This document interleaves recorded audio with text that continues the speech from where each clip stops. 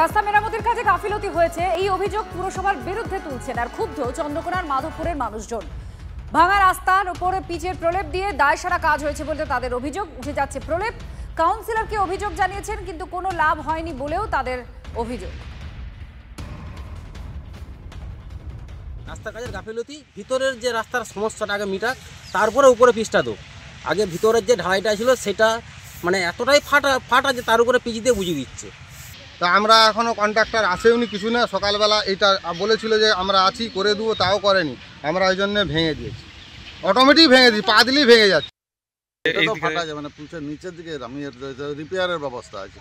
আমি তো ঢালাইয়ের আমার পিচের ঢালাইয়ের উপরে পিচ করতে এসেছি। এবারে সেই কাজের মান কোথায় কি খারাপ আছে, পিচ কম আছে নাকি গুটি খারাপ আছে বলতে হবে, সেটাই বলুন। মানে আপনি শুধু রিপেয়ার কাজ করতে এসেছেন, মানে ঢালাইয়ের উপরে পিচ করবেন? ঢালাইয়ের উপরে পিচ যেরকম মানে এস্টিমেট আছে বা যেরকম টেন্ডারে সেই এস্টিমেট ধরেই করছেন। আমাকে তো এলাকাবাসী কেউ এখনো পর্যন্ত এই খবরটা জানায়নি।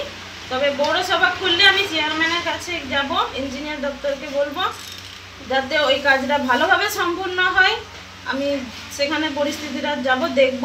যদি কাজ যদি খারাপ হয় কিছু ব্যবস্থা নেবেন? হ্যাঁ, যাতে ওটা সংশোধন হয়, ভালোভাবে হয়, সেটার ব্যবস্থা করব।